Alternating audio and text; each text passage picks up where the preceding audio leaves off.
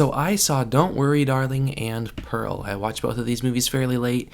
Yeah, let's dive right into it. First, I'm going to be talking about Pearl. Pearl is the follow-up to T.I. West X, which is a movie I quite liked. It's one of my favorite horror movies of this year. I thought it was very effective with its imagery, and I thought it provided some very fun thrills. While I did not like this movie quite as much, this was still a fun movie to watch. It had a lot of very effective imagery. The cinematography is really good. I like the time period that it takes place. It's just I've never been completely on board with being afraid of the lead of the film when it comes to horror films. There are a lot of horror movies that the lead of it is what you're supposed to be afraid of, and that's not something that always works for me. It worked in Joker because that's not targeted to be a horror film. For this type of movie, it didn't really work as like a scary movie as I feel like it was meant to be, because I cannot be afraid of the lead of the movie because you know what they're capable of, you know them the most. Because for me, I think fear roots from what you don't know and what you don't see. With these type of horror movies where you just kind of see everything, it doesn't affect me that much. Yes, there are scary movies like The Shining. That's my second favorite movie of all time.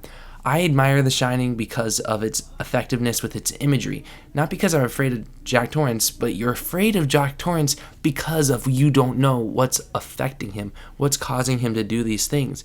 And Pearl is just kind of, it doesn't really provide much of an explanation. It feels like it provides an explanation to X. So I don't know if that's going to cheapen X on a rewatch or if it'll make it better. But I will say there are very effective moments in Pearl. Mia Goth is amazing in this movie. She gives a phenomenal performance, and she is clearly what makes this movie as good as it is. There's a lot of like symbolism that you have to take in, process, but you can tell that they definitely put a lot of thought into the shots, what they were doing, what they were trying to say. But as in a horror film, it didn't click with me as much, but still a fairly fun movie to watch. I'd put this on just, to put it on during Halloween time. It's a good enough Halloween movie to start off this Halloween season that we're in, and it was still a passable movie. I just had my flaws with it. And I want to give Pearl a 7.4 out of 10. And the next movie I watched was Olivia Wilde's Don't Worry Darling. There's a lot of talk about this movie. I know people that told me, Jonathan, you gotta watch this movie, it's one of the best movies of the year, and I didn't believe them. And then there's some people that were telling me, Jonathan, this is horrible, don't watch this. And I'm just kind of in between. I don't think it's anywhere near the best movie of the year, but I don't think it's anywhere near horrible.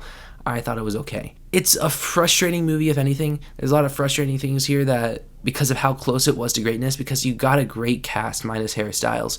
You got a great idea, a great pitch, but the execution didn't necessarily land for me.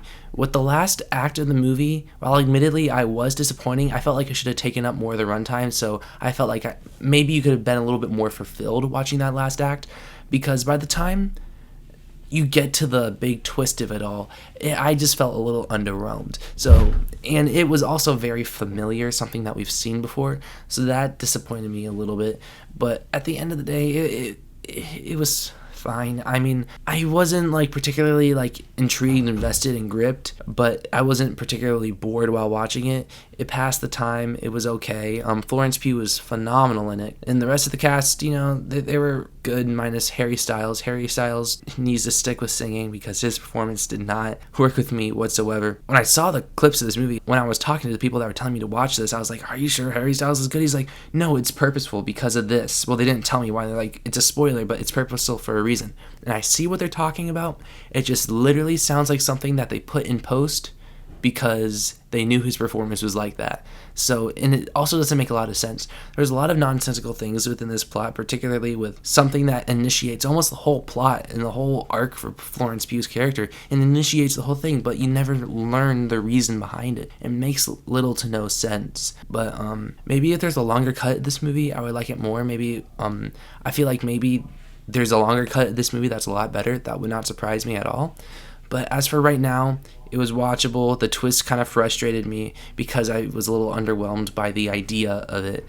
But at the end of the day, it was okay. Like I wasn't particularly like, this is horrible, as some people were acting like it was. I wasn't like, this is the best movie ever. The press for this movie was more entertaining than the actual movie itself. I mean, would I recommend it? If you're a huge fan of these actors and the drama behind the scenes, yeah, go see it. But if you really didn't care like I did, I'd just say wait for it to be on a streaming service, because it's not really worth, paying to see, but it wasn't necessarily not worth seeing. But yeah, production design was good, by the way. I'll give it that. So yeah, anyways, I'm gonna give Don't Worry Darling a 6.1 out of 10.